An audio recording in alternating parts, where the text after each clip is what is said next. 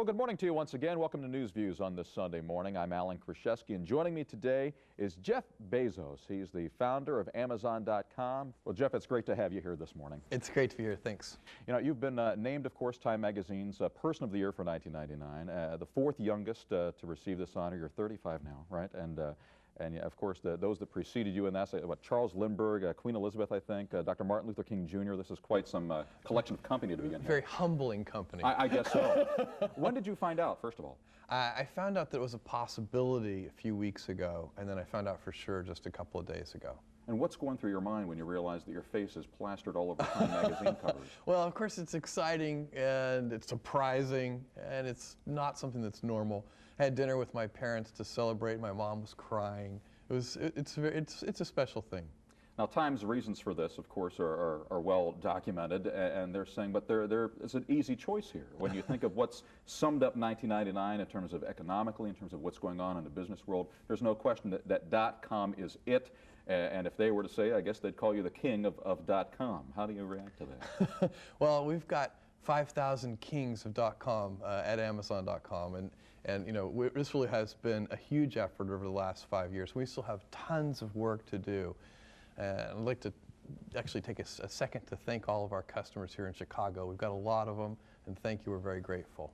When you think back, now Amazon.com's been in existence for 5 years now, is that right? Yes. Okay. Now, before you quit your job on Wall Street, when did you have that light bulb moment when the big idea came to your mind that Amazon.com was the way to go? The wake-up call was a very startling fact. I discovered that web usage was growing at 2,300% a year. And as I'm sure you know, things don't grow that fast. It's very unusual. So that's what sort of started the whole thing. And then what specifically made you think, all right, I'm going to take that idea and put it into the notion of selling books over the internet? That was the original idea, I guess. Yeah, we started out with books, and one of the key things about books is that there are so many books. We built a bookstore online that had millions of titles, and the largest physical bookstores only have about 150,000 titles. So you could build this extensive selection, and customers value that. Now, of course, the company is doing exceptionally well as far as Wall Street's concerned. At the same time, from a profitability standpoint, it is not making any money. It's still in the red. How long can you afford to do this? And I'm talking about plowing the money back into the enterprise in the expansion that you need to do as a new growing company. How long can you afford to do that, and when do you think you're actually going to turn a profit? Well, our plan is to continue to invest for the long term, and to do that as long as it seems to make sense. This is a critical category formation time. This is a time when new customers are coming online for the first time, and they keep asking us to invest in new areas. So we've expanded from books to toys and electronics and tools, and many more categories, video games and so on and so on. Each of these new stores, and we insist each time we build one of these new stores on having it be the best of breed customer experience. When we do that, it's an expensive investment. But we think that the alternative, which would be to try and optimize for short-term profitability, would be very short-sighted. So it's a conscious investment strategy, a conscious decision. We believe very passionately in it. Is there any danger in trying to become all things to all people, rather than saying this was our original focus and we need to stick closely to it? Well, we are very focused, but what we're very focused on is e-commerce and creating the best possible customer service, customer experience we can. The stuff we do, when we build technology, like we built our one-click shopping system, which people really like, that works just as well for toys as it does for books. Mm-hmm. At the same time, we have distribution centers which are highly mechanized and some of the most efficient distribution centers that can be built.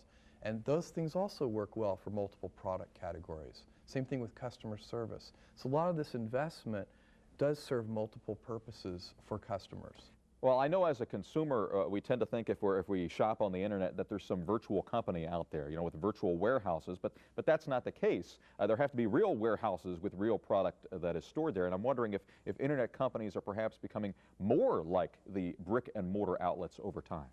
Good e-companies always had a significant sort of bricks and mortar component. This is one of the myths of e-commerce, that, you know, Amazon.com is a little old-fashioned in this regard. We do believe you actually have to ship the things to mm-hmm. I have to receive something. We find the customers appreciate it more that way.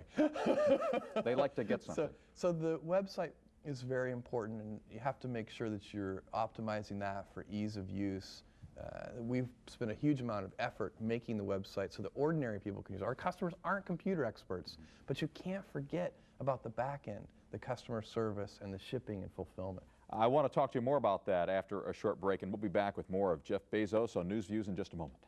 Welcome back to News Views again. We're talking with Jeff Bezos, the founder of Amazon.com. We were talking about the brick and mortar outlets, and what I want to ask you is how your competitive edge has changed as more of those traditional brick and mortar stores jump themselves onto the internet to sell their products. Well, these are really very different kinds of companies, and the set of skills and competencies you need to be a great physical retailer are very different from the set of skills you need to be a great e-commerce company. And we've been working on this for 5 years, and we're very comfortable that we're doing a better job for customers. And the way you do that is you keep working on it every day, raising the bar every day. And there is no rest for the weary. So when you talk about competitors, you have to remember that you can't rest on the past. You have to continue to make things better and better and better. And if you can keep getting better, your competitors have to keep following you. That's the only way to succeed. No rest. When you look, and again, this deals primarily with books and other physical items that you're selling here, but when you look at your research, do you still find that most of your customers are going out to a physical store location first, finding that item there, and then coming to you to buy it? And No. I realize there may be titles so that people don't need to do that, but are they doing that or no? Or are they coming right to you in the first place? No, that's not most of the time customers come to us in the first place. They don't go to the store and find something and then come back to buy it because we have lower prices. They're just coming to Amazon.com right away. Just because the convenience is right there in their home. It's the three things. It's the selection, it's the convenience and ease of use, very important as you say, but it's also the fact that the prices are lower because we don't have the physical stores, which are very expensive compared to warehouses. With all the developments going on right now with wireless technology, how do you see that changing what you're hoping to do in the years to come there? I think wireless is going to be a big deal. We just launched something called Amazon.com Anywhere that runs on Palm Pilots and also on Sprint PCS phones. And that's a technology where you can get your shopping done whether you're in a taxi or on a train, wherever you might be, sitting in an airport terminal. And we're so busy in the late 20th century that people really appreciate that kind of convenience. The 21st century looks to be shaping up to be even busier. Do you think that all this technology, all these breakthroughs, is it truly making our lives easier, or do you think that actually we're becoming more anxious, that our time is more filled, that we're just simply trying to fit as many things as possible into the limited number of hours that we're awake each day? Well, I think that's a great point. And I think while it probably has made our life easier, it's also made it more complex. So, you know, some of the things that had to get done, we can, in a fewer hours of work, we can get the same amount of things done that we used to be able to get done. But there seems to always be more stuff that needs to get done. And there we need to find that balance as we head into the next century. Absolutely. Too. Back to the wireless technology. Do you ever see the point here? Of course, we have e-books out now. Yes. Some companies trying to work into that, where instead of selling, and I'm talking books again here, Yes. but or it could be music or whatever. Instead of doing that, you're becoming more of an internet broadcaster, so to speak, in terms of sending e-books through wireless technology that people are reading, or do you not see that being a venture that you'd like to get into? No, I think e-books is going to be a very big deal one day because it makes so much sense. The problem today is that the reading devices for electronic books aren't good enough. So it's not, you know, it's probably the generation before the generation that works well. But that will happen, and books will be distributed electronically, most books, and it'll be a good thing. You'll be sitting there with your PDA or whatever it Yeah. is, your cell phone. I guess everything will come together there, of course, but and sitting there reading a book. The display, it turns out the paper is just a great display device, and what we need is computer display devices that are as good as paper.